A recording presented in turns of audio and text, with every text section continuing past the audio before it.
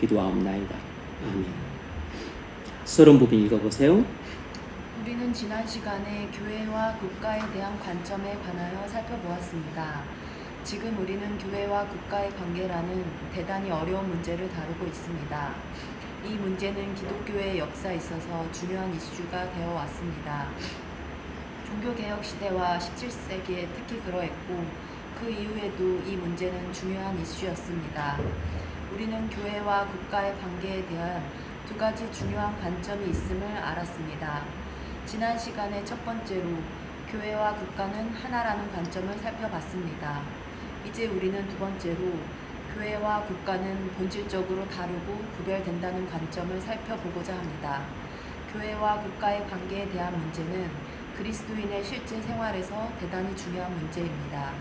그러므로 우리는 교회와 국가의 관계에 대해서 관심을 가져야 합니다. 오늘 우리는 계속해서 교회와 국가에 대한 관점에 관하여 공부하겠습니다. 네. 지금 우리는 국가와 교회에 대한 관점을 살펴보고 있습니다.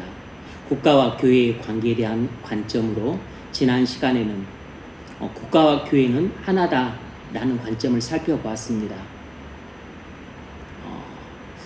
이 관점에는 국가가 교회를 지배한다는 견해가 있고 아니다, 교회가 국가를 지배한다라는 견해가 있다고 했습니다.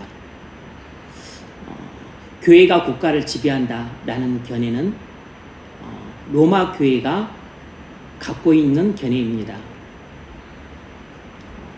반면에 국가가 교회를 지배한다라는 견해는 로마의 콘스탄틴 황제가 가졌던 관점입니다. 그리고 국가가 교회를 지배한다라는 이 관점과 거의 흡사한 관점이라고 할 수 있어요.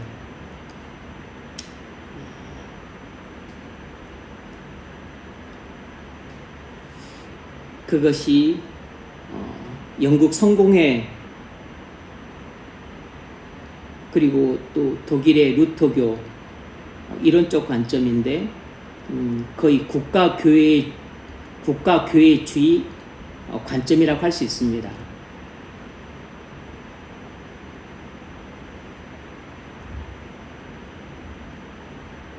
에베르투스주의라고 말씀드렸었는데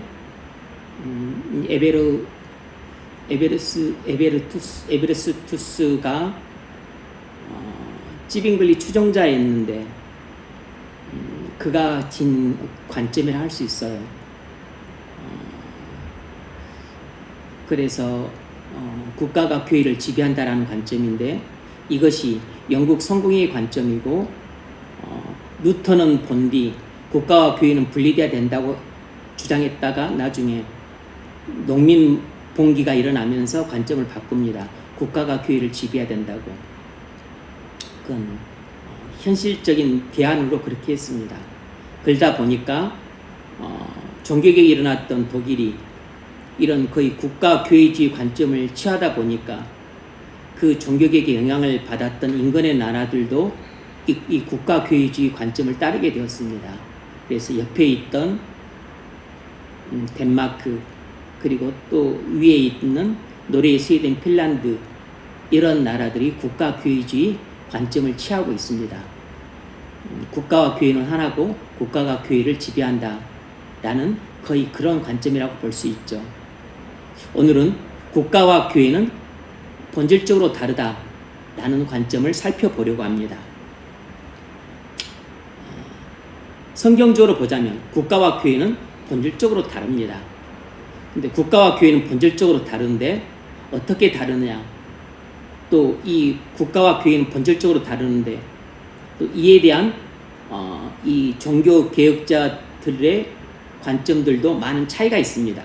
오늘은 이 국가와 교회의 관계에 대한 이 관점을 좀 역사적으로 고찰해 보겠습니다. 지난 시간에도 역사적으로 관찰했지만 오늘도 역사적으로 관찰하고 다음 시간도 역사적으로 관찰하는 이 세 번의 시간을 갖겠습니다. 이 국가와 교회에 대한 관점은 대단히 중요한 이슈이기 때문에 이 중대한 문제를 역사적으로 고찰하는 것은 대단히 중요해요. 자, 첫 번째 문제 한번 읽어보십시오. 본인에서 7절을 읽으십시오.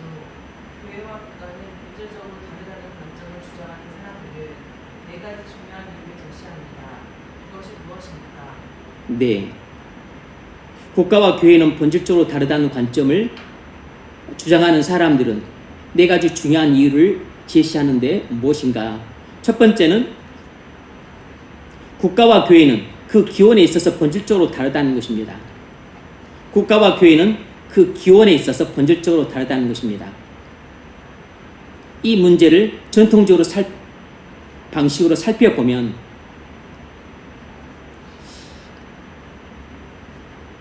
어떻게 이야기를 할 수 있냐면 국가는 자연 질서에 속하고 교회는 은혜 영역에 속한다는 것입니다. 국가는 자연 질서에 속하고 교회는 은혜 영역에 속한다는 것이에요. 그 이유는 국가와 교회가 생겨나게 된 그 기원 방식이 다르기 때문입니다. 국가는 하나님이 존재케 하신 것이지만 국가는 직접 구원의 문제에 관여하지 않습니다. 국가의 임무는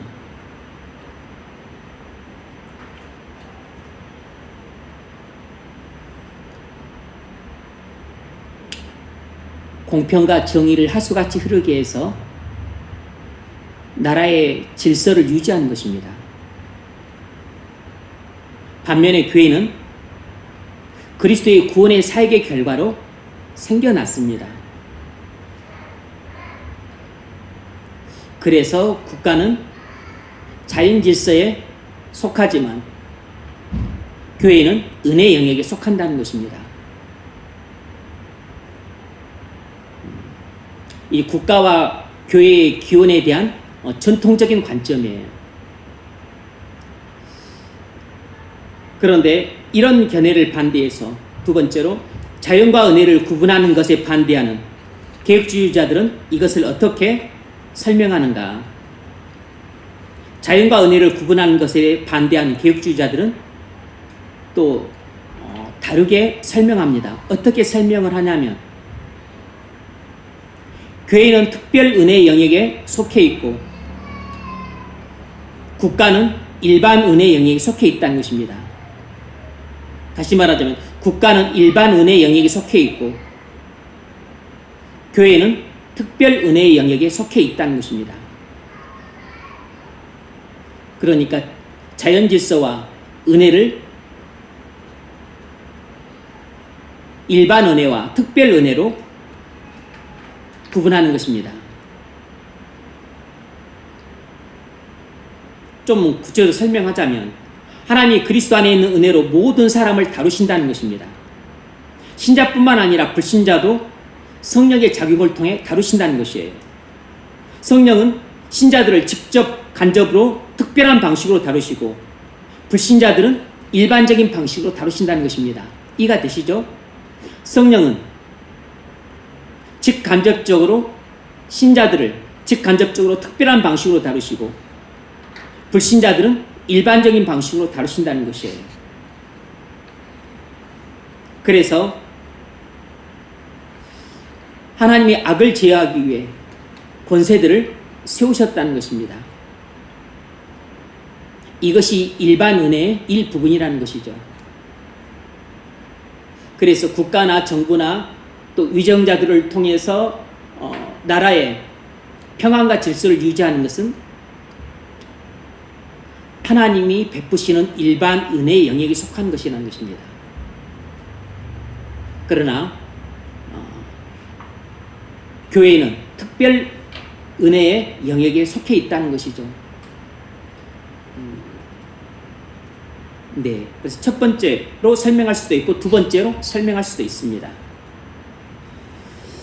두 번째로 교회와 국가는 본질적으로 다르다는 관점을 주장하는 사람들은 네 가지 이유를 제시하는데 두 번째 이유는 무엇이냐면 국가와 교회는 그 설립 목적에 있어서 본질적으로 다르다는 것입니다.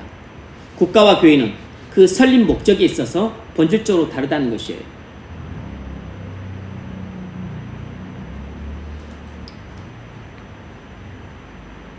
국가는 평화를 지키고 질서를 유지하기 위해 세웠습니다.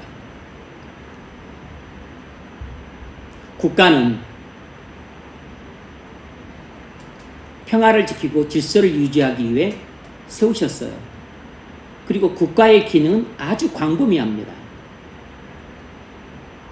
치안 유지, 또 국방, 그리고 또 경제 활성화, 또 정치적인 안정, 또 사회, 교육, 외교, 문화 영역이 넓죠. 그래서 국가의 기능도 광범위합니다.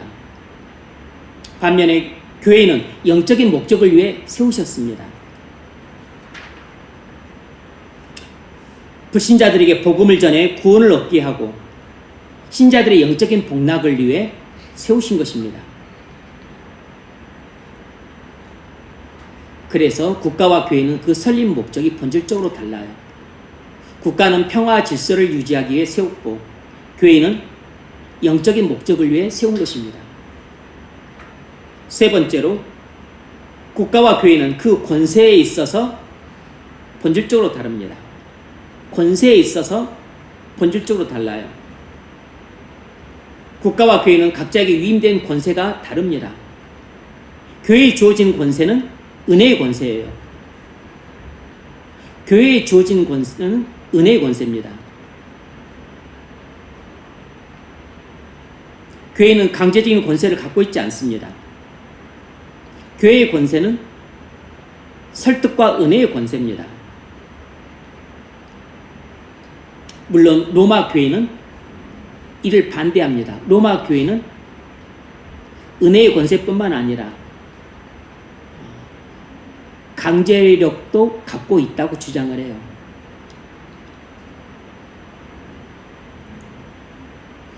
국가 교회주의도 약간은 이런 비슷한 경향을 보입니다. 그래서 국가 교회주의를 취하는 나라들은 종교세를 걷어요. 종교세를. 왜냐하면 교회 자체가 국가 교회니까. 국가가 교회를 통제하는 것입니다. 예배당도 관리하고 성직자도 국가 공무원이니까. 그래서 강제력을 일정 부분 갖죠. 마틴 루터는 처음에는 이단을 물리적으로 처벌하는 것을 반대했습니다. 마틴 루터는 이렇게 말했어요. 한번 들어보십시오. 이단을 잡아야 한다.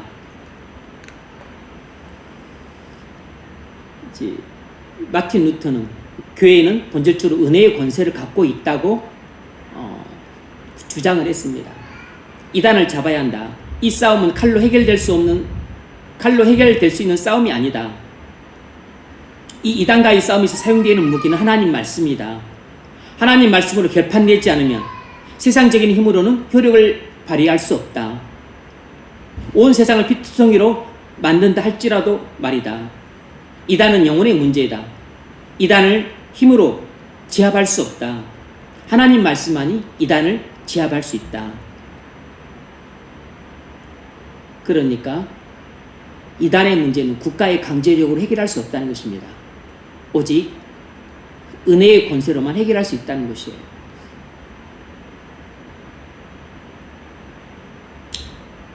반면에 국가에 위임된 권세는 강제력을 갖고 있습니다. 국가가 가진 권세는 강제적인 힘을 갖고 있어요. 그가 공연히 칼을 가지지 아니하였나니 칼을 갖고 있죠. 국가는 칼을 갖고 있지만 교회는 은혜를 갖고 있습니다.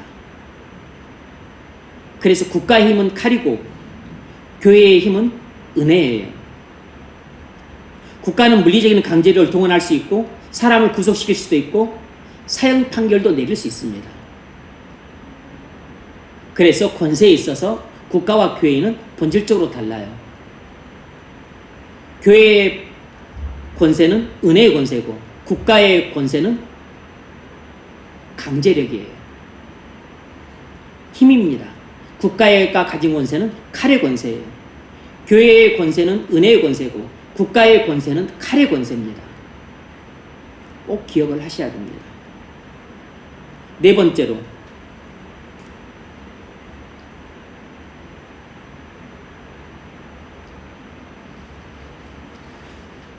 국가와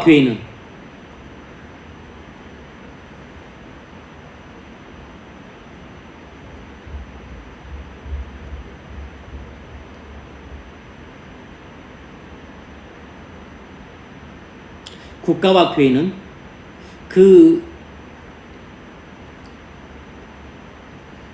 기능 수용 방식이 다르다는 것입니다. 국가와 교회는 그 기능 수용 방식에 있어서 다르다는 것입니다.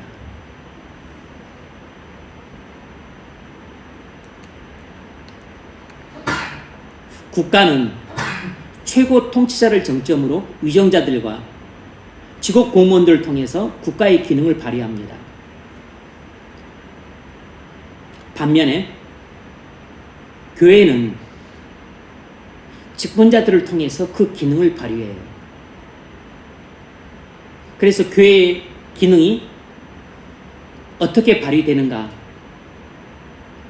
그것은 사도, 선지자, 복음 전하는 자, 아니면 목사와 교사를 통해서 교회가 기능을 발휘하는 것입니다. 물론 또 장로, 집사도 있지만 본질적으로 이 교회 지도자들 통해서 기능을 발휘해요. 그래서 에베소 4장 11절 읽어보세요.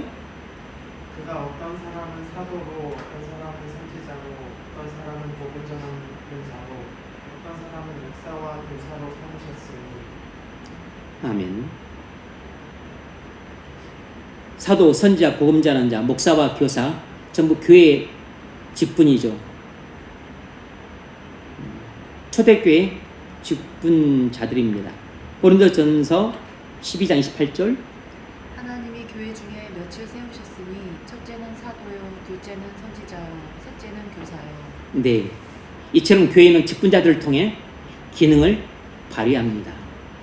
반면에 국가는 최고 통치자를 중심으로, 그리고 그 아래 또 다른 위정자들과 공무원들을 통해서 기능을 발휘한다는 측면에 있어서 달라요. 자, 두 번째 문제 읽어보십시오. 본문 1에서 7절을 읽으십시오. 교회와 국가의 본질이 매우 다릅니다. 종교개혁 때 이 진리를 재발견했습니다. 그 진리가 콘스탄틴 황제 때 상실되었습니다. 그러나 종교개혁자들이 그 진리를 다시 깨달은 것입니다. 종교개혁자들과 개혁주자들을 국가와 교회의 본질적인 차이를 어떻게 생각하고 있었습니까? 네, 국가와 교회의 본질적인 차이에 대해서 역사적인 고찰을 좀 본격적으로 진행해 보겠습니다. 자, 첫 번째 문제. 국가와 교회의 관계에 대한 관점을 역사적으로 고찰하고자 합니다. 왜 그렇게 해야 할까요? 네, 국가와 교회의 관계에 대한 관점을 역사적으로 고찰하고자 하는데 왜 이런 역사적인 고찰을 해야 되는가? 먼저 그 이유를 분명히 알고 들어가는 게 중요합니다. 두 가지 중요한 이유가 있습니다. 우리가 국가와 교회의 관계에 대한 관점을 역사적으로 고찰하는 중요한 이유는 첫 번째로 중대한 문제를 역사적으로 고찰할 때 큰 도움이 되기 때문입니다. 중대한 문제를 역사적으로 고찰할 때 큰 도움이 되기 때문이에요.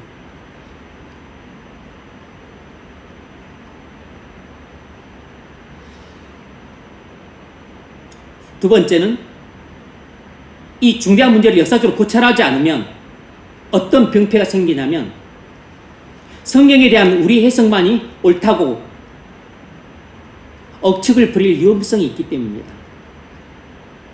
중대한 문제를 역사적으로 고찰하지 않으면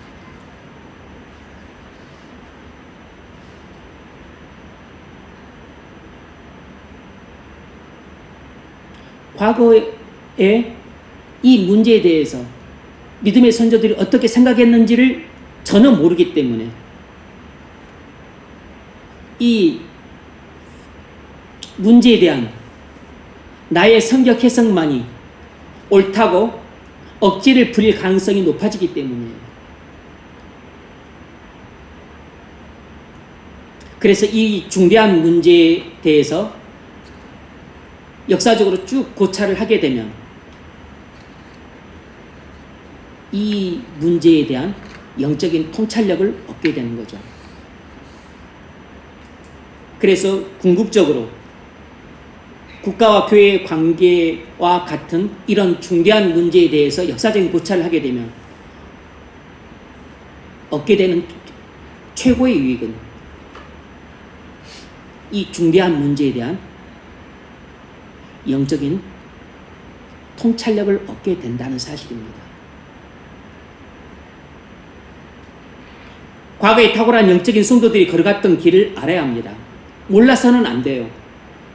특히 우리가 중대한 문제들을 만났을 때 우리보다 앞선 성도들이 어떻게 생각했는지를 아는 것은 우리가 똑같은 문제들을 접했을 때 올바른 판단을 내리는데 큰 도움이 됩니다. 마치 훌륭학자들이 만든 주석을 사용하는 것을 바람직하지 않다고 생각하는 사람들은 거만하고 어리석은 사람들이에요.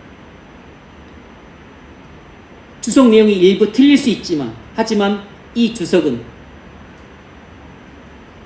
학자들이 또 그 이전 선조 믿음의 선배들의 자료를 활용하고 또 자기가 연구하고 또 자기가 묵상해서 정리한 내용들입니다. 그래서 대체적으로는 많은 유익을 줘요. 물론 이단이나 잘못된 그런 신학 사상으로 쓴 주석이 아니라면 주석은 물론 또 가려서 봐야 되겠지만 그러나 우리가 신뢰할 만한 훌륭한 학자들이 그런 저술한 주석이라면 우리에게 성경을 해석하는데 많은 도움을 줍니다. 이해하는 데 도움을 줘요.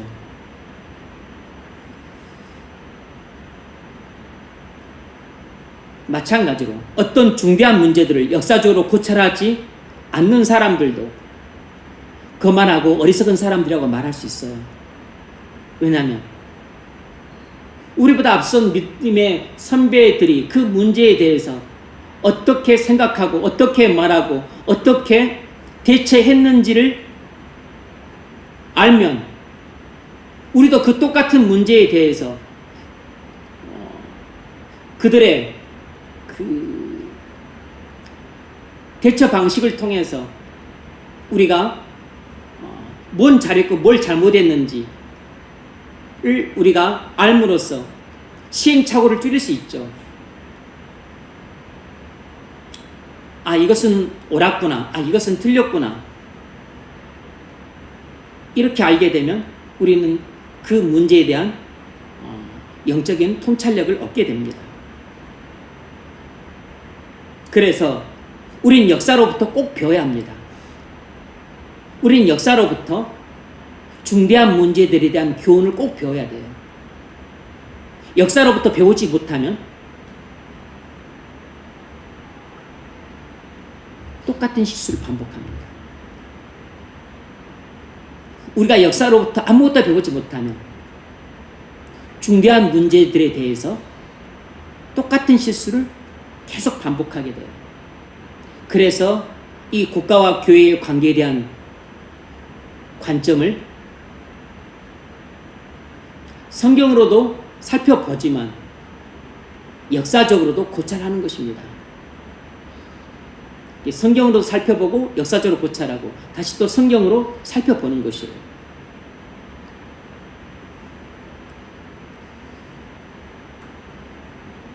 이 국가와 교회의 관계에 대한 관점 문제뿐만 아니고 중대한 문제들을 올바르게 이해하고자 한다면 이런 역사적인 고찰이 꼭 필요합니다. 우리는 중대한 문제들을 역사적으로 고찰할 때 그 문제에 대한 영적인 통찰력을 얻는 유익을 얻을 수 있습니다. 두 번째 문제 읽어보십시오.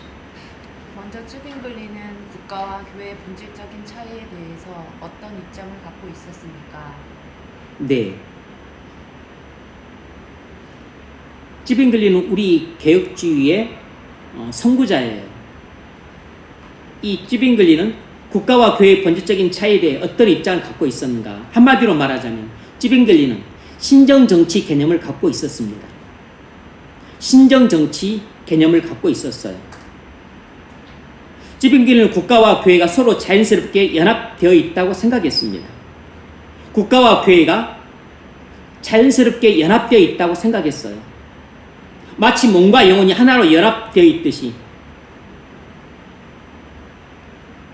물론 찌빙글리는 국가와 교회의 구분을 말했지만 국가와 교회의 연합을 훨씬 더 강조했습니다. 국가와 교회를 구분했지만 국가와 교회의 연합을 대단히 강조했어요. 그래서 한편으로 국가가 교회의 권징을 감독해야 한다고 주장한 반면에 국가가 교회의 권징을 감독해야 된다고 주장한 반면에 또 다른 한편으로는 성경이 정부가 정한 법을 통제하는 기준이 되어야 된다고 주장을 했어요. 국가가 교회의 권징을 감독하고 교회는 국가가 정한 법이 성경의 통제를 받아야 된다고 주장한 것입니다. 국가는 교회의 권징을 감독하고 교회는 법률을 정할 때 성경을 기준 삼아서 법률을 정해야 된다고 주장한 것이에요. 그러니까 국가가 교회를 통제하고 교회도 국가를 통제하는 것입니다. 그러니까 어떤 것도 위에 있지 않아요. 국가와 교회가 하나로 보았기 때문에 국가는 교회의 권징을 감독하고 교회는 국가의 법률 제정이 성경 기준에 부합하도록 감독을 하는 것입니다. 그래서 교회는 국가에게 어떤 법안을 통과시킬지 말지를 말해야 한다는 것이에요. 왜냐하면 국가 법률의 견실성이 성경 일치 여부에 달려있기 때문이라는 것입니다. 정부가 기독교적이지 않으면 찌빙글리는 심지어 이렇게까지 주장했습니다. 상당히 극단적인 주장으로 들리는데 찌빙글리는 정부가 기독교적이지 않으면 혁명을 일으켜야 하고 정부를 전복시켜야 한다고 주장했어요. 상당히 과격해 보이는 주장이죠. 찌빙글리는 정부가 기독교적이지 않으면 혁명을 일으켜서 그 정부를 전복시켜야 한다고 주장까지 했습니다. 상당히 과격한 주장처럼 들리죠. 실제로 찌빙글리는 이런 믿음을 갖고서 1531년에 칼을 들고 전장에 나갔다가 전사했습니다.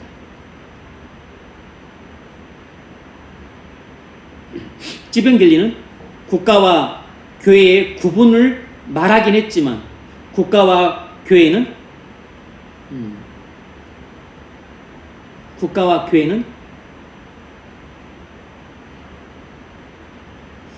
연합돼야 한다고 주장을 했어요. 그래서 찌빙글리가 국가와 교회에 대해서 갖고 있었던 생각은 신정정치 개념이었습니다.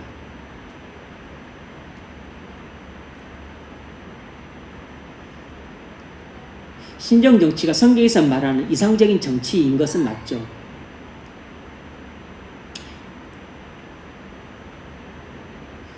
구약시대 이스라엘이 신정정치였잖아요.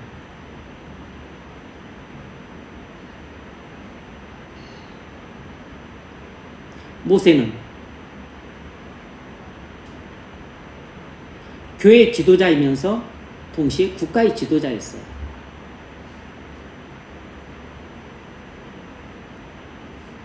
이런 정도의 그 신정 정치까지는 아니었어도 그 시대에 맞는 신정 정치를 주장했던 것이죠. 모세는 종교 지도자이자 정치 지도자였죠. 그런데 이제 왕이 세워진 후로는 사무엘이 왕이 세워졌잖아요. 그때부터는 이제 정치 지도자는 사울이나 다윗이나 솔로몬이었고, 또 종교 지도자는 뭐 또 사무엘이나 뭐 나단, 아이야 이런 사람들이었죠. 그때 선지자들이 왕에게 복종했습니다. 그리고 왕을 존경했죠. 하지만 왕은 또 선지자들의 말을 들어야 됐습니다. 그래서 하라고 하면 하고 하지 말라고 하면 하지 말아야 됐습니다.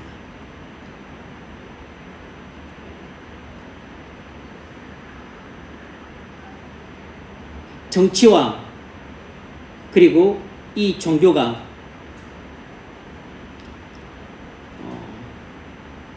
구분은 되었지만 분리는 안 됐어요. 구분은 되었지만 하나였죠. 왜냐하면 이 왕도 마음대로 정치할 수 없었던 것은 하나님이 선지자를 통해 말씀을 주시며 왕들은 선지자가 전하는 하나님 말씀에 복종해야만 했습니다. 왜냐하면 이 왕도 진정한 왕이신 하나님을 대리하는 통치자로서의 왕이었기 때문에.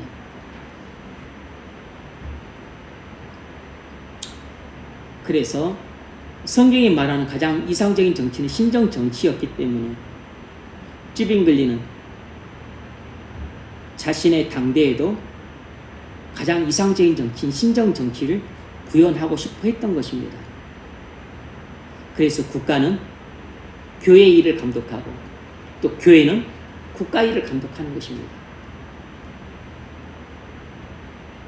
그래서 어떤 것도 위에 있지 않고 서로 국가와 교회가 자연스럽게 연합되어 있다고 생각을 한 것입니다.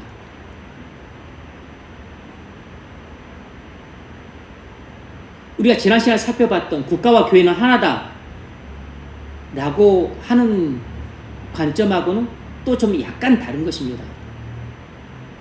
로마 교회는 교회가 국가를 지배해야 된다고 봤고, 콘스탄틴이나 또 국가교회주의는 국가가 교회를 지배해야 된다고 봤던 것이에요.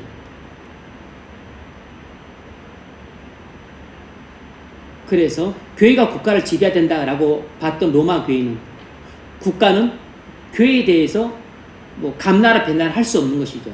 또 국가교회주의가 생각하는 것은 국가가 교회를 지배하기 때문에 교회는 국가에 대해서 뭐 감나라 배나라 또 하지 못하는 것이죠.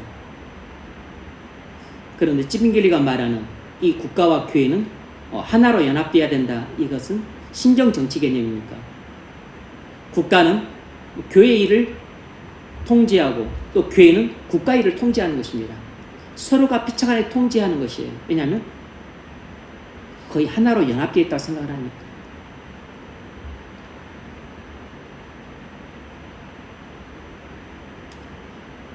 제세르파도 이런 비슷한 개념을 갖고 있었습니다. 그래서 찌빙글리는 잠시 제세르파와 연합했어요.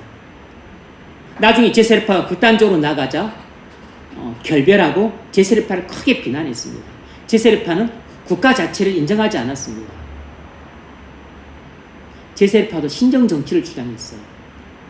그게 신정 정치를 주장했다는 측면에서 찌빙글리와 제세르파는 공통점이 있었던 것이죠. 그래서 찌빙글리가 제세르파와 잠시 연합을 했던 것입니다. 그런데 그들의 주장은 너무 극단적으로 나갔죠. 국가 부정, 전쟁 부정, 폭력 부정, 뭐 살인 부정. 제세르파는 이단입니다. 자, 세 번째 문제 읽어보십시오. 스빙글리의 가르침이 그 다음 세대에게 큰 영향을 미쳤습니다. 종 칼빈의 국가와 교회의 본질적인 차이에 대해 어떤 입장을 취했습니까? 네. 제가 요점을 이야기하고 좀 이제 여러분 이해를 돕기 위해 자세한 설명을 할 텐데 여러분 일단 요점을 기억을 하십시오. 그리고 제가 구체적으로 설명할 때는 그 설명을 잘 귀담아 들으시고 이해를 하시면 됩니다.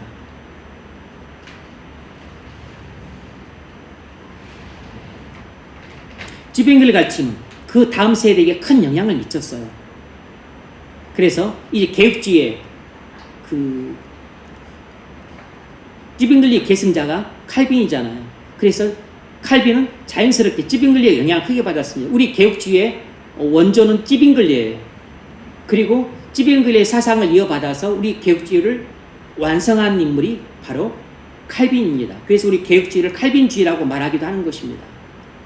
하지만 개혁주의의 원조는 찌빙글리예요. 그러니까 칼빈은 찌빙글리의 영향을 받지 않을 수가 없죠. 특별히 이 국가와 교회의 관점에 대해서 칼빈은 찌빙글리의 영향을 크게 받은 것으로 보입니다. 국가와 교회의 이 관점에 대해서 칼빈은 어떤 입장을 취했는가? 칼빈은 국가와 교회를 구분했지만 실제로는 국가와 교회를 하나로 보는 경향이 있었다는 것입니다. 뭐죠? 찌빙글리의 관점과 너무 비슷해요. 칼빈은 국가와 교회를 구분했지만 실제로는 국가와 교회를 하나로 보는 관점을 하나로 보는 경향이 있었다는 것입니다. 실제적으로 칼빈도 찌빙글리처럼 국가와 교회를 하나로 보는 관점을 갖고 있었어요. 국가와 교회를 서로 연합되어 있다고 보고 있었던 겁니다. 그래서 칼빈은 실제로 그렇게 제네바에서 통치를 했습니다. 제네바는 시민국가, 그러니까 뭐죠? 도시국가였어요. 제네바는 도시국가였습니다. 그런데 도시국가니까 이 국가를 통치하는 위정자들이 있죠. 그리고 또 거기서 그 시민들을 또 기독교로 또 통치하는 그런 종교 지도자가 있어요. 그러니까 칼빈은 종교 지도자 있고 또 정치를 하는 그 정치 지도자가 있죠. 그래서 이 정치 지도자가 어떤 이 도시국가 제네바를 통치할 때는 이 종교 지도자인 칼빈의 도움을 받아야 됐습니다. 지도를 받아야 됐어요. 뭘 해야 되고 뭘 해서는 안 되는지. 그리고 또 칼빈은 종교 지도자로서 제네바 시민들에게 종교 생활을 할 때 또 이 정치 지도자들의 영향을 받았습니다.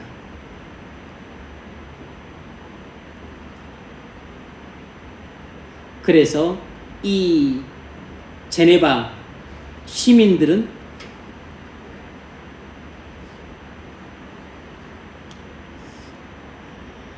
일종의 신정정치 비슷한 통치를 받고 있었던 것이에요. 종교가 분리되어 있지 않고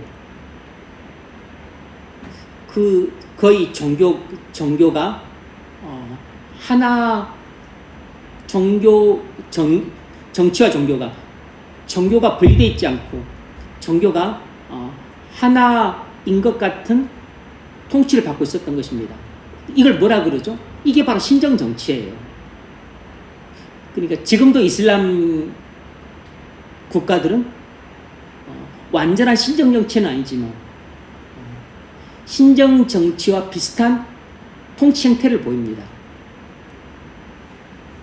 구약 시대에는 모세가 종교 지도자이자 정치 지도자 있으니까 이때는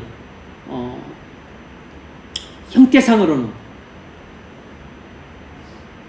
완전한 신정 정치였죠.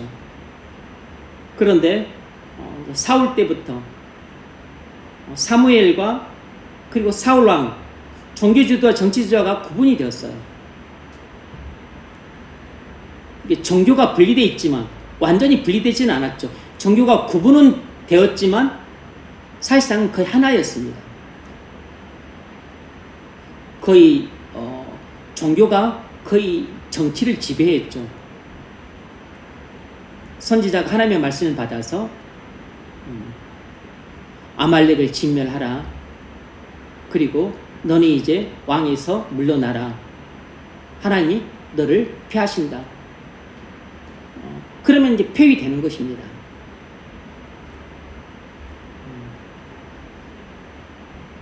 모세 당시와 같은 그런 신정 정치는 좀 아니지만 좀 약화된 신정 정치였죠. 그러니까 일종의 이런 약화된 그런데 나중에 가게 되면 또 이제 왕들이 권세가 강해지고 그리고 선지자들을 무시하는 폐역한 왕들이 등장할 때는 왕들이 하나님의 말씀을 전해서 그렇게 우상 숭배하지 마라, 그렇게 불의를 행하지 마라, 공정하게 재판을 해라, 사사건건 간섭을 하니까 눈이 뒤집히고 꼴 보기 싫다 그래서 선지자들을 목을 쳐서 죽입니다. 신정 정치를 거부하는 것이에요. 하지만 형태는 신정 정치 형태였죠. 이사야 당시 이사야가 못 베어 죽임을 톱으로 베어서 죽임을 당했으니까.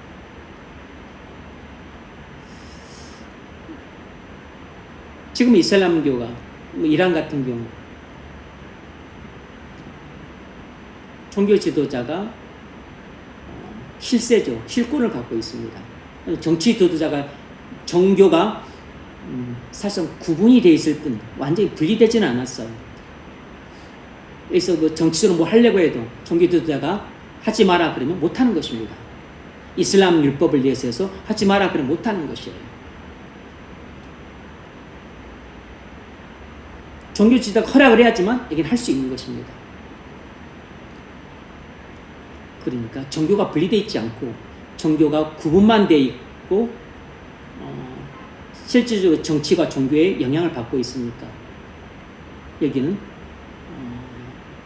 종교 분리가 되어 있지 않고 거의 뭐 정교 일치라고 봐야죠. 아주 약화된 신정 정치 개념인 겁니다. 그러니까 이런 약화된 신정 정치 개념을 찌빙길리가 도입한 것이고 칼빈도 이러한 정치 행태가 이상적인 정치 행태로 봤기 때문에 제네바에서 그렇게 실현을 하려고 했어요.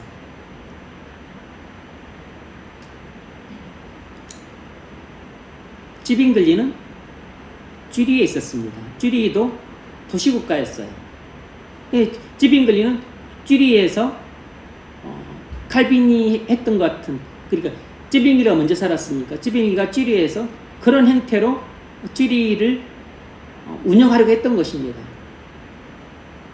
그래서 그런 영향을 받아서 칼빈은 제네바에서 그 도시국가인 제네바에서 그렇게 신정 정치와 유사한 그런 나라를 세우려고 했던 거죠. 칼빈은 국가와 교회의 관계에 대해서 분명한 교리를 가르치지 않았습니다. 국가에 대한 교리를 구정한 적이 한 번도 없어요. 칼빈은 너무 할 일이 많았기 때문에 모든 일을 세밀하게 다 할 만한 시간이 부족했던 것으로 보인다는 것입니다. 칼빈은 국가와 교회가 본질적으로 구분되지만 그 둘이 함께 일해야 한다고 믿었습니다.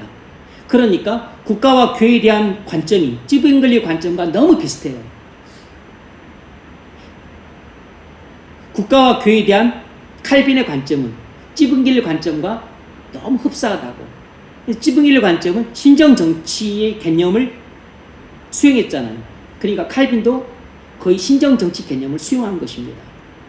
왜냐하면 신정 정치가 성경이 말하는 가장 이상적인 정치 형태니까.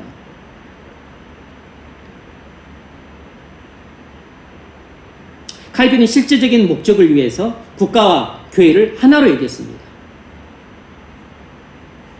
제네바 시민이 되기 위해서는 그리스도에 대한 신앙 고백이 필수 사항이었습니다. 그리스도에 대한 신앙 고백을 하지 않으면 제네바 시민이 될 수 없었어요. 그러니까 종교와 기독교와 정치가 하나로 묶여져 있는 것입니다. 우리 주 예수 그리스도에 대한 신앙 고백을 하지 않으면 정치적으로 시민이 될 수 없었던 것이에요. 종교가 분리되지 않고 종교 일치였던 겁니다.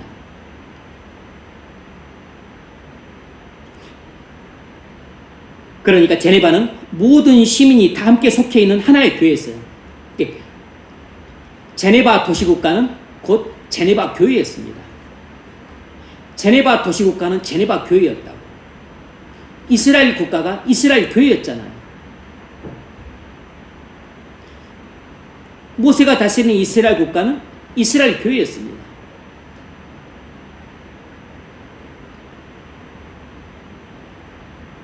사무엘과 사울이 다스렸던 이스라엘 국가는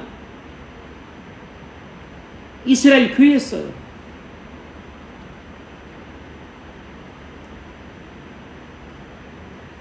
칼빈과 그 제네바 정치 지도자가 함께 다스리는 이 제네바 도시국가는 제네바 교회였습니다.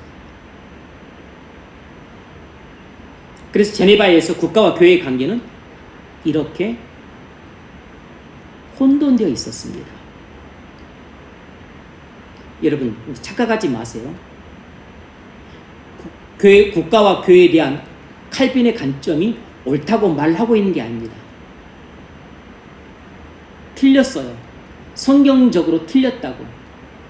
그러니까 찌분결리의 관점이 틀렸다는 뜻입니다. 이게 올바른 관점이 아니에요. 칼빈은 국가와 교회를 구분했지만 실제로는 국가와 교회를 하나로 보았던 겁니다. 칼빈은 국가는 평안과 질서를 유지하는 의무 외에 바른 교리와 바른 예배가 시행되는지 확인해야 된다고 가르쳤습니다. 그러니까 국가가 교회가 하는 일에 대해서도 감독해야 된다고 주장을 했어요.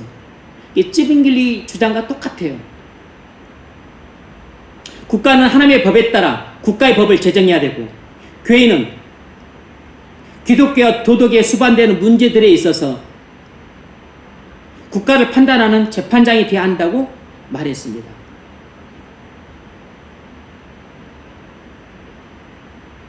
그러니까 이것도 찌빙글리오 생각과 너무 비슷합니다. 교회는 국가가 하나님의 법에 따라서 법률을 제정하도록 감독을 하고 국가는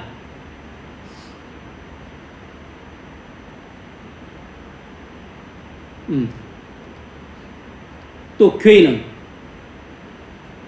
기독교와 도덕에 관계되는 문제들이 있어서는 또 국가를 판단하는 재판장이 돼야 한다고 주장을 했던 겁니다. 국가는 교회가 교리를 제대로 가르치는가, 예배를 제대로 집례하는가, 성례를 제대로 시행하는가, 이런 것들을 감독하는 것입니다. 국가는 교회의 일을 감독하고 교회는 국가의 일을 감독해야 한다는 것입니다. 뭐 상호 견제 이런 것이 아니고 국가와 교회를 분리시키지 않고 구분만 해놓고 서로 하나라고 보았기 때문에 국가는 교회의 일을 감독하고 교회는 국가의 일을 감독해야 한다는 것입니다. 이것이 약화된 신정정치지 뭐겠습니까?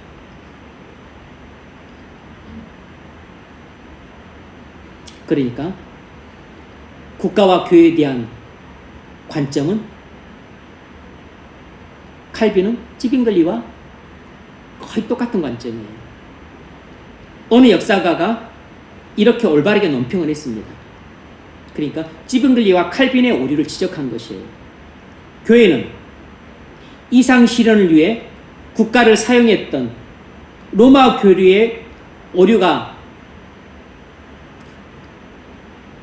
둘러퍼졌는데 그것이 다시 뒷문을 통해 개신교 안으로 들어왔다. 말이 이해가 되십니까? 교회는 이상 실현을 위해 국가를 사용했던 로마 교회가 저지른 오류가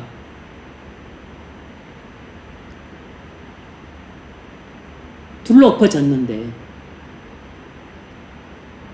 16세기 종교개혁을 통해서 그 로마 교회가 저질렀던 오류를 둘러엎었는데 다시 이 둘러엎은 것을 다시 찌빙글리와 이 칼빈이 국가와 교회에 대한 관점을 오해함으로 다시 그것이 뒷문을 통해 개신교 안으로 들어와 버렸다는 것입니다. 그러니까 찌빙글리와 칼빈이 국가와 교회에 대한 관계를 잘못 이해함으로 국가와 교회를 철저하게 분리시키지 않고 종교 분리를 시키지 않고 말로만 국가와 교회를 구분짓고 실제로는 하나로 봄으로써 신정정치를 행하려는 오류를 범했다는 것입니다. 그러면 그 이전에 로마 제국 시대 때 교회가 범했던 오류가 무엇입니까? 교회는 복음 전파와 영혼 구원을 위해 그리고 은혜의 권세를 효과적으로 전하기 위해서 로마 교회는 국가 권력을 이용을 했어요. 먼저 콘스탄틴이 정치적인 목적을 위해서 교회를 이용했지만 처음에는 그렇게 시작이 됐지만 나중에는 이제 교회도 자신들의 영적인 목적을 위해서 국가 권력을 이용한 것입니다. 교회가 국가 권력을 항상 등에 업고 있으니까 교회는 실질적으로 강제력, 물리적인 힘을 갖고 있지는 않지만 은혜의 권세만 갖고 있지만 국가가 백그라운드로 있으니까 언제든지 필요하면 국가 권력을 이용할 수 있는 것이에요. 그래서 교회가 원하는 것을 언제든지 얻어낼 수 있는 것입니다. 그러니까 복음 전하기도 쉽고 예배 모여라 그러면 주일 11시에는 다 예배당에 나와야 된다. 안 나오면 퇴장 열대다. 안 나오면 세금 2배를 매긴다. 안 나오면 10일간 구류다. 이렇게 할 수 있는 것이에요. 왜냐하면 교회가 국가 권력을 이용할 수 있으니까. 그런데 이것이 처음 먹을 때는 꽃감 빼먹듯이 맛있는데 신앙을 그렇게 하면 안 되는 거잖아요. 이렇게 한번 교회가 국가 권력을 이용해서 영적인 목적을 이루는 재미가 들리면 이걸 포기하기 힘들죠. 그래서 로마 교회가 로마 제국을 등에 업으면서부터 세속적으로 타락하기 시작한 것입니다.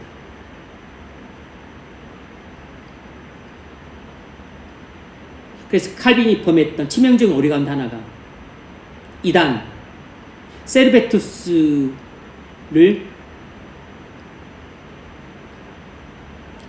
국가 권력을 통해서 사형시켰던 것입니다.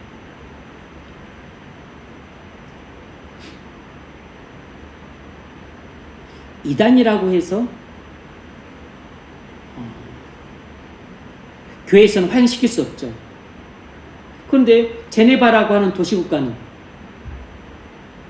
이 국가 자체가 교회였기 때문에 교회에서 이단이라고 규정 지었기 때문에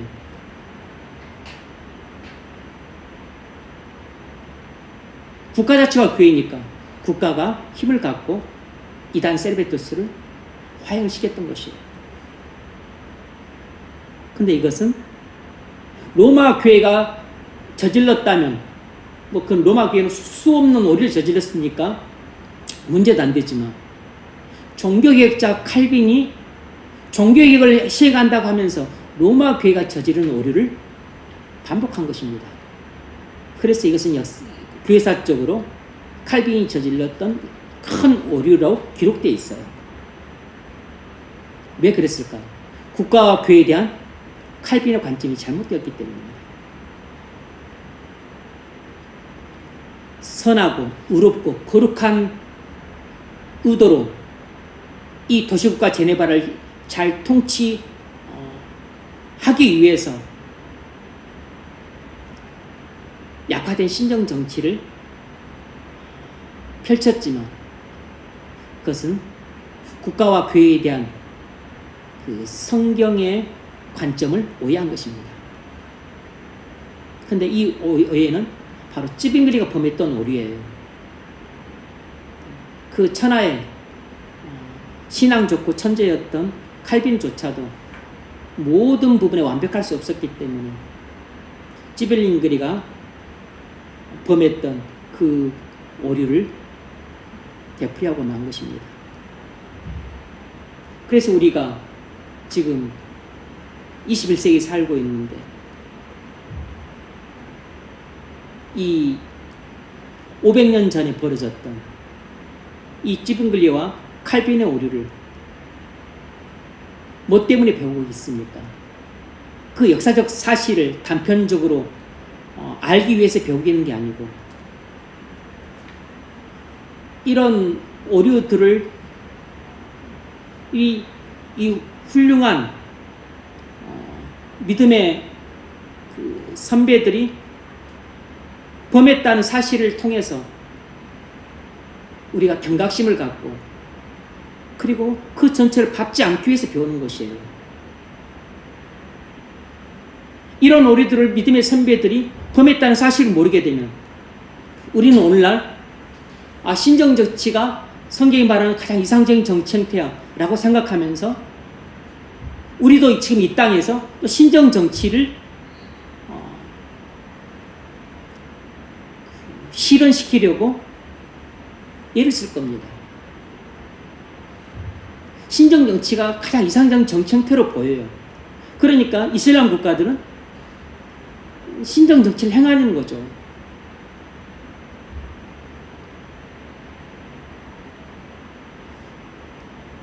모든 이슬람 국가들이 다 그런 것은 아니지만 대표적으로 이란 같은 나라가 그 신정 정치에 가까운 형태를 하고 있죠.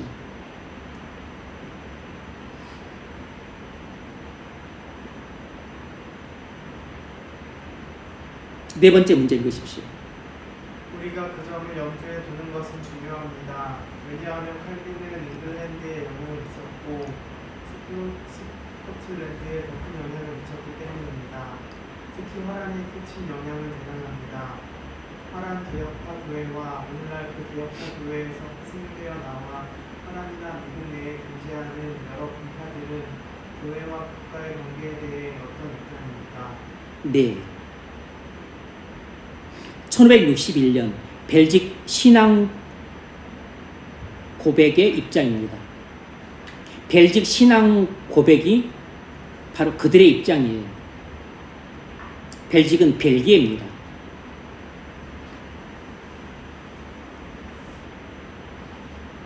와, 우리가 이런 것까지 알아야 됩니까?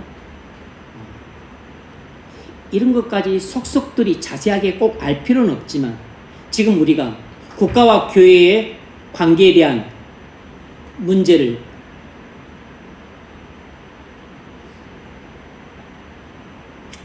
역사적으로 고찰하는 이유는 이 문제 자체가 대단히 중대한 문제이기 때문에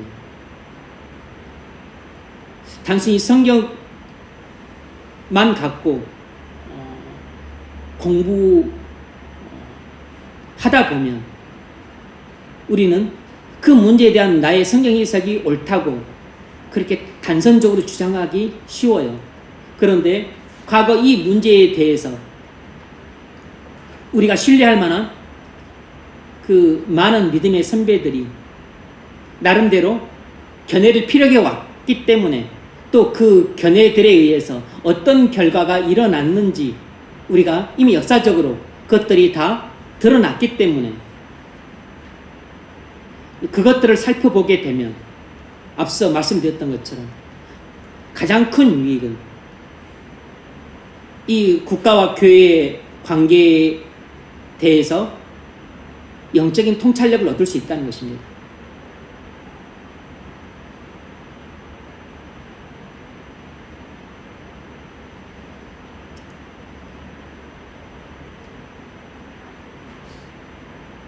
만약 그렇게 하지 않으면 국가와 교회의 관계에 대한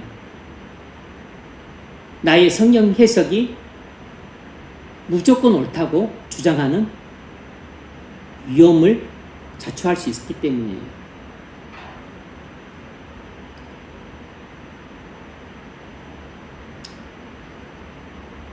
그래서 이런 것도 우리가 자주 배우는 건 아니잖아요. 그냥 한두 번 스쳐 지나가듯 배우는 거지만 또 우리의 시야를 넓혀주는 것이기 때문에 또 우리와 무관하지 않아요. 화란도 이 개혁주의가 아주 꽃피웠던 나라입니다. 그리고 그 화란의 개혁주의가 대륙에 많은 그 영향을 미쳤고, 주로 장로교죠. 칼빈의 영향을 화란이 많이 받았어요. 대륙에 영향을 많이 미쳤고, 그리고 화란 사람들이 남아프리카 공화국으로 건너가서 거기 있었던 나라를 개척했잖아요. 그 남아프리카 공화국의 식민지였으니까. 그래서 남아프리카 공화국도 이런 화란 개혁주의가 아주 또 강한 나라입니다.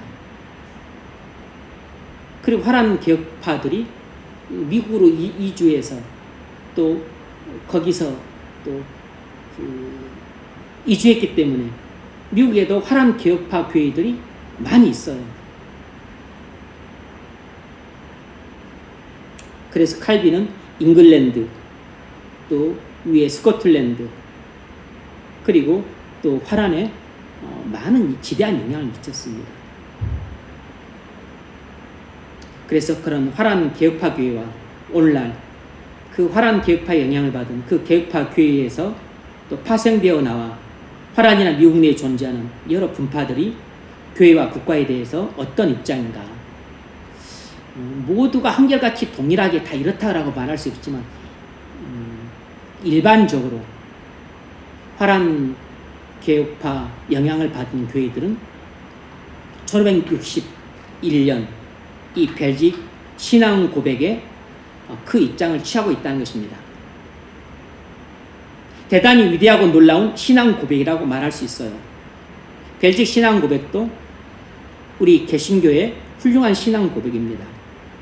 1561년, 그러니까 1646년에 완성된 웨스트민스터 신앙 고백서보다 약 80년 먼저 만들어진 신앙 고백이에요. 이 벨직 신앙 고백 제36조 행정부에 대해서 이렇게 규정하고 있습니다. 한번 잘 들어보십시오. 행정부의 직무는 국가의 복락에 관심을 가질 뿐 아니라 방어하는 것이다. 그러니까 이것은 국가의 본연의 임무죠. 그러나 거룩한 사역을 보호하고 모든 우상과 거짓된 예배를 불식시키고 방지하여 적그리스도 나라가 멸해지고 그리스도의 나라가 진보하도록 도모하는 역할도 감당한다. 그러니까 국가의 본연의 임무는 평안과 질서를 유지하는 것이다. 그런데 국가의 부수적인 임무는 교회의 영적인 사역을 보호하는 것이라는 것입니다. 이것이 칼빈의 영향을 받은 화란 개혁파 교회가 갖고 있었던 국가와 교회에 대한 관점이었어요. 그러므로 행정부는 모든 곳에서 복음의 말씀이 설교되는 것을 도움으로써 하나님께서 그 말씀 속에서 명하신 대로 모든 사람이 하나님을 존귀히 여기고 예배하게 해야 한다. 그 행정부의 본연의 기능은 평안과 질서를 유지하는 것이지만 부수적인 임무로 교회가 영적인 목적을 수행하는 것을 도와야 한다는 것입니다. 이것이 칼빈의 영향을 받은 화란 개혁파의 관점이었습니다. 그것이 1561년 벨직 신앙 고백에 이렇게 나온 것이에요. 그러니까 벨직 신앙 고백은 칼빈의 가르침을 구체화시킨 것입니다. 칼빈의 가르침을 구체화시킨 것이에요. 지빙글리나 칼빈은 거의 신정 정치 개념을 갖고 있었습니다. 그래서 제네바나 스위스 바로 그 옆에 나라가 또 네덜란드잖아요. 그러니까 네덜란드도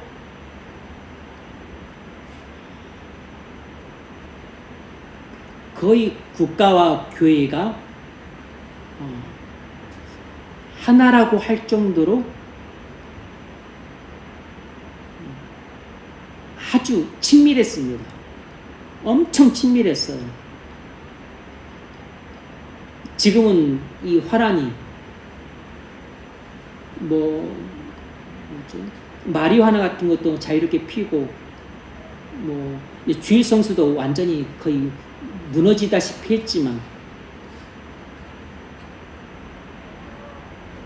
1980년대까지만 하더라도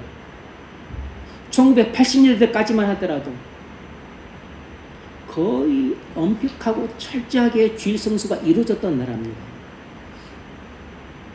그 이전에는 심지어 목사가 총리로 당선되기까지 했었어요.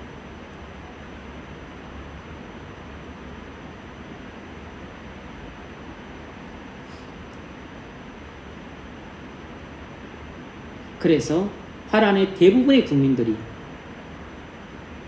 개신교인으로서 거의 철저한 칼빈주의자로서 대부분이 개신교인들이었고 교회를 다녔습니다.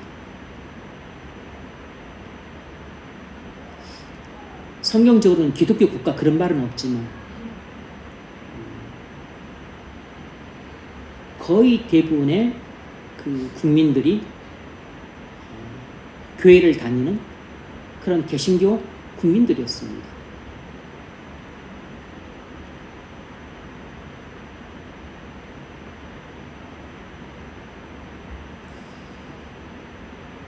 그래서 칼빈의 영향을 네덜란드가 크게 받았고, 그래서 이 화란 개혁교회의 그 신앙이 1561년 벨직 신앙 고백에 그대로 투영이 되었습니다.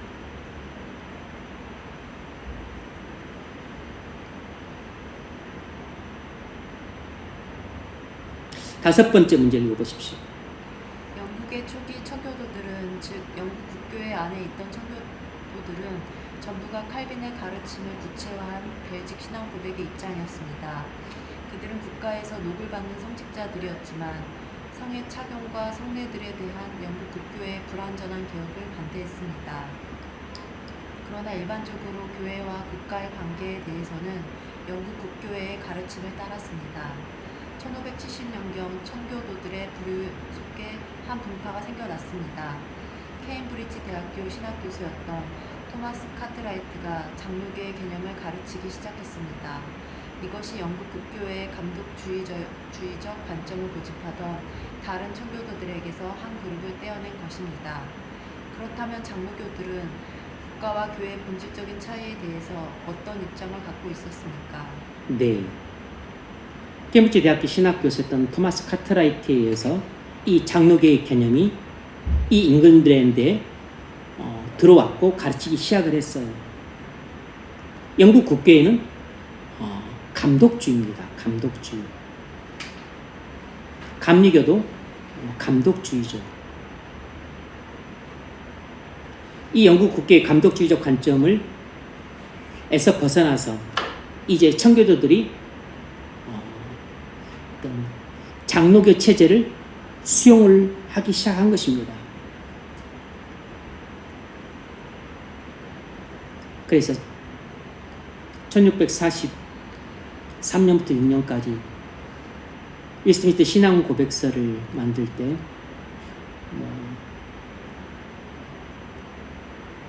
이 장로교 청교도 있던 이 장로교들의 영향력이 가장 컸죠. 뭐 거기에는 회중교도 또 뭐 있었지만, 그래서 이 장로교들의 국가와 교회의 관점이 무엇이었는가, 이 국가 교회의 차이에 대한 그 입장은 어디에 잘 나타났냐면 1646년 웨스트민스터 신앙 고백에 가장 잘 나타나 있습니다.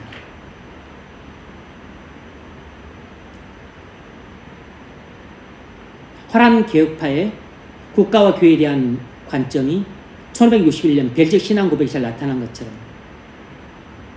영국 청교도들의 이 장로교로서 국가와 교회에 대한 관점은 1646년 웨스트민스터 신앙 고백에 잘 나타나 있어요. 웨스트민스터 신앙 고백 23장 국가 행정부에 대하여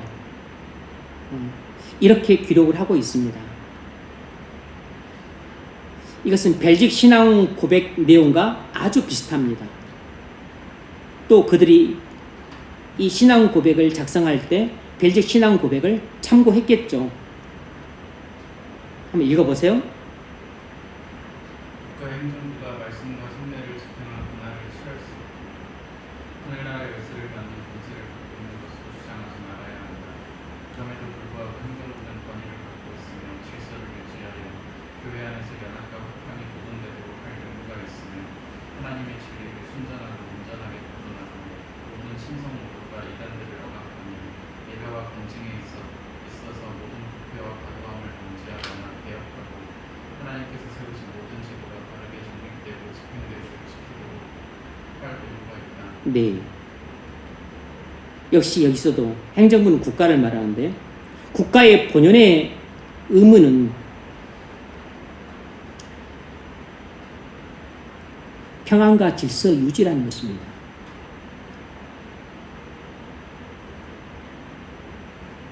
그리고 부수적인 임무는 교회의 영적인 목적이 수행되도록 잘 도와야 한다는 것이에요.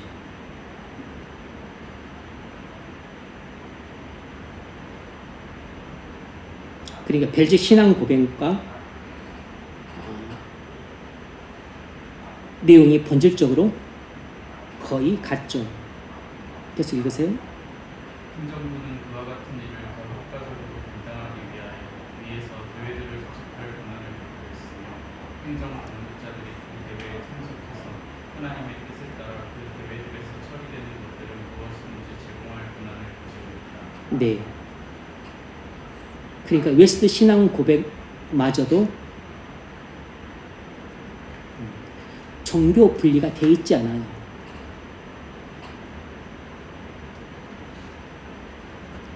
아직까지 종교 일체의 연장선상에 있는 것입니다. 이것이 찌빙글리와 칼빈의 영향을 받은 결과입니다. 그러니까 국가가 교회 일에 당연히 간섭을 해야 한다는 것입니다. 그런데 나쁜 간섭이 아니고 교회가 영적인 목적을 잘 달성할 수 있도록 돕는 측면에서 선한 간섭을 해야 된다는 것이에요. 정교 분리가 안 되어 있는 것이죠.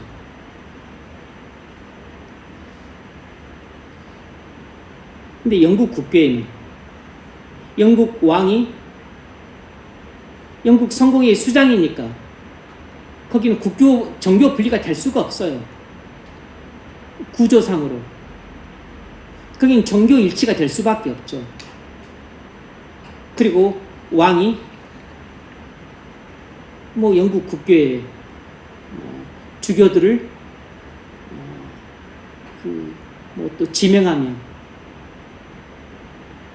또 국가가 뭐 법적으로 그걸 또 지명할 권한을 어떤 수상들이 행사하고 그러니까 그 성직자를 임명하는데 국가가 그 권한 행사를 하는 것입니다. 종교 분리가 안 돼 있는 것이죠.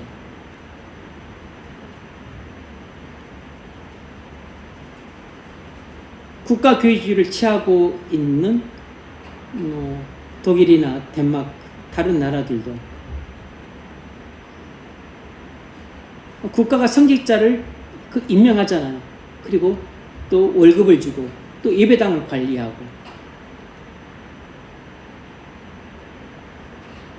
그러니까 확실하게 이것이 종교 분리가 안 돼 있는 것이에요.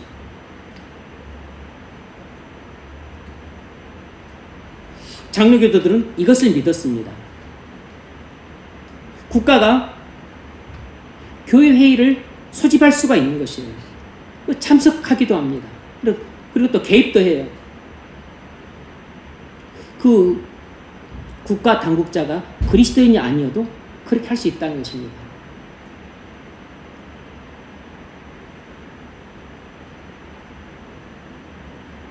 세상과 교회는 분리돼야 되는데 교회와 세상이 하나가 되어 있는 것이에요.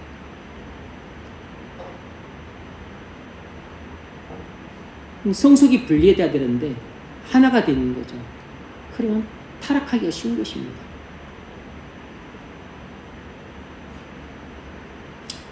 교회가 세상을 정복해서 하나님 나라를 세우는 게 아니고 오히려 교회가 세상의 영향을 받아서 교회가 세속화되는 것입니다. 이것이 그 초대교회가 로마 제국을 등에 업고 복음 전파를 신나게 하다가 결국은 교회의 성직자들이, 교회 그 지도자들이 결국은 타락을 했죠. 뭐 힘을 갖고 그리고 또 돈을 갖고 권력을 갖고 뭐 재력을 가지면 타락을 안 할 수가 없는 것입니다. 그래서 교회가 세상을 변화시키기도 했지만 결과적으로는 교회가 세상의 영향을 받아서 세속화되어감으로 교회의 수는 늘어나고 신자는 늘어나는데 교회는 계속 세속화되어 갔던 것입니다. 그리고 그 가장 그 꼴불견의 그 모습들이 16세기 중세 교회의 모습으로 나타났던 것이에요.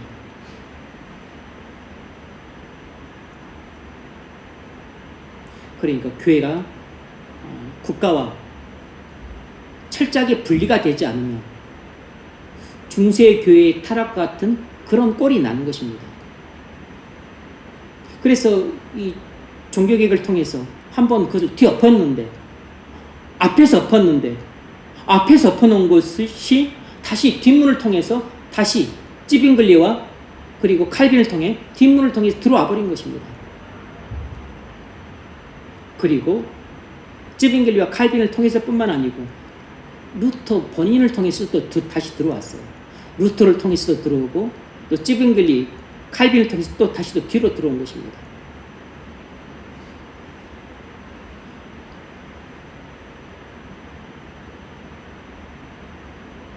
자, 6번째 문제 읽어보십시오.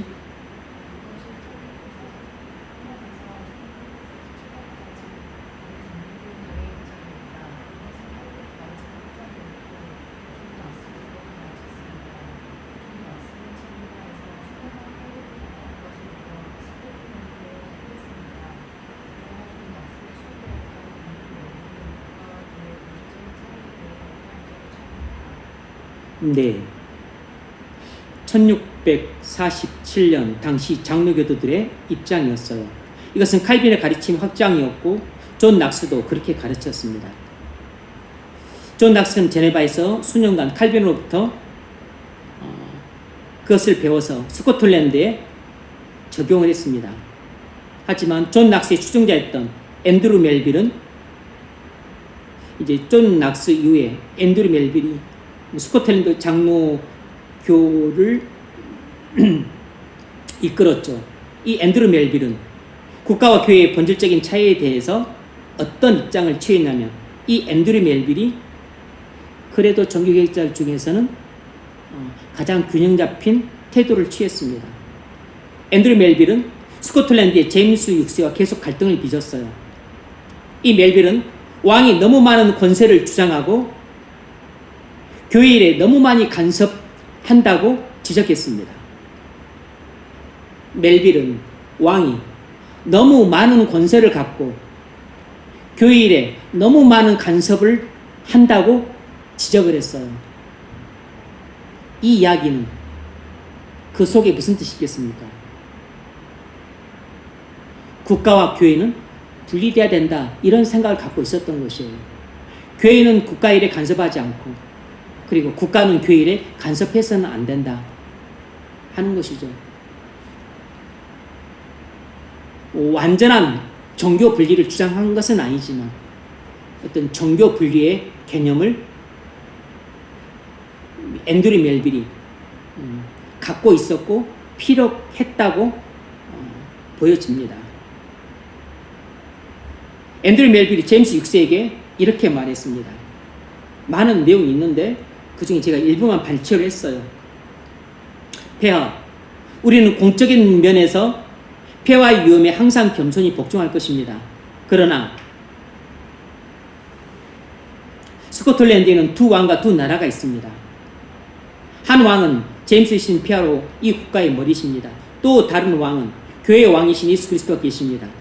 그분의 종이신 제임스 6세는 교회의 왕도 아니시고 영주도 아니시고 머리도 아니시고 오직 한 지체일 뿐이로소이다. 여기서 잘 적시를 했죠. 스코틀랜드에는 두 왕이 있고 두 나라가 있다. 스코틀랜드라는 세속적인 나라가 있고, 그리고 또 교회라고 하는 하나님 나라가 있다.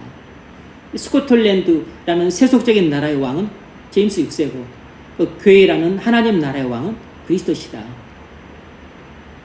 그러니까 제임스 6세는 스코틀랜드라는 나라를 다스린 일에만 전념해라. 그리고 교회라는 하나님 나라 위에는 그리스도가 왕이시니까 그리스도가 다스릴 것이다. 당신이 간섭할 일이 아니다. 그 이야기를 하고 싶었던 것이에요. 자, 정리하자면 교회와 국가의 관계를 다룰 때 항상 문제가 되었던 것은 권위의 문제였습니다. 권위는 그리스도인들이 자주 혼란을 겪는 문제예요. 그동안 그리스도인들은 국가에 너무 많은 권세를 주려는 경향이 있어 왔습니다. 그리스도인들은 국가에 너무 많은 권세를 주려는 경향이 있어 왔다고.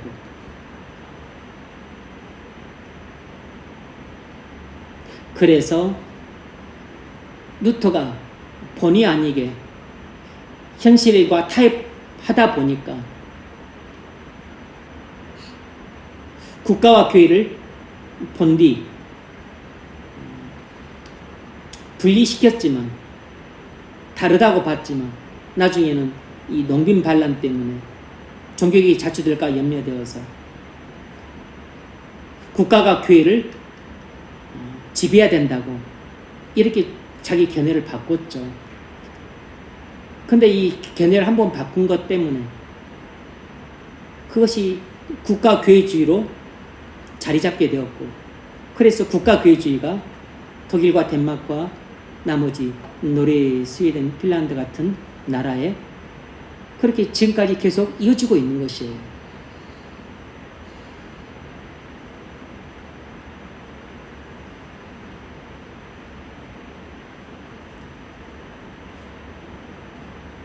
국가와 교회는 분리가 돼야 되는데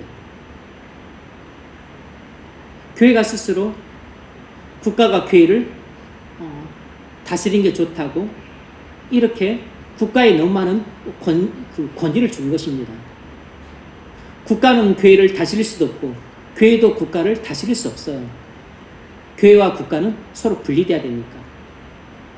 국가의 왕은 국가 지도자고 교회의 왕은 그리스도이니까 나라가 다르고 그리고 왕도 다른 것입니다.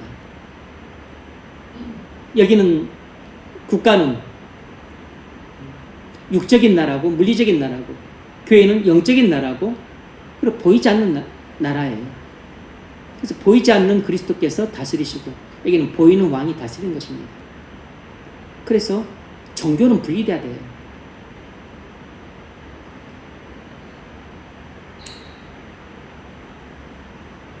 자, 적용점을 읽어보십시오. 여러분은 교회와 국가의 관계에 대해 역사적인 고찰을 하는 것이 어떤 부분입니까?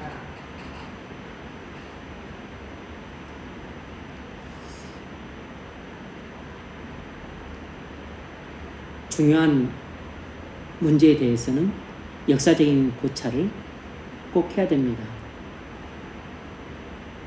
그래서 역사로부터 중요한 교훈을 받아야 돼요. 역사적으로 그 문제에 대해서 모르면 우리는 똑같은 실수를 계속 반복하게 됩니다.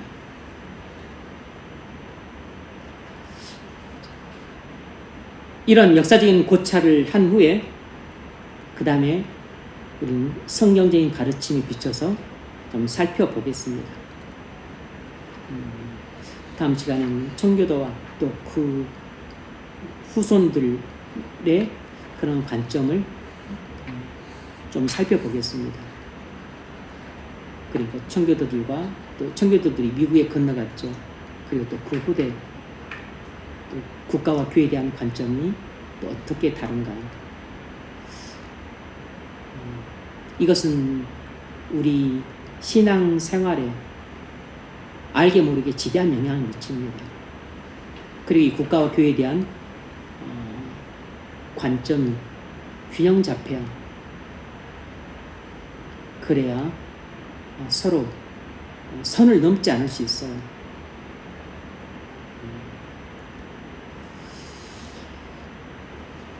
이런 가르침이 여러분의 이 땅에서 이 나라 국민으로서 살아가는 것과 또 하나님 나라 국민으로서 살아가는 데 있어서 또 균형 잡힌 삶의 태도를 견지할 수 있게 되기를 바라고 또 잘 조화를 시킬 수 있기를 바랍니다.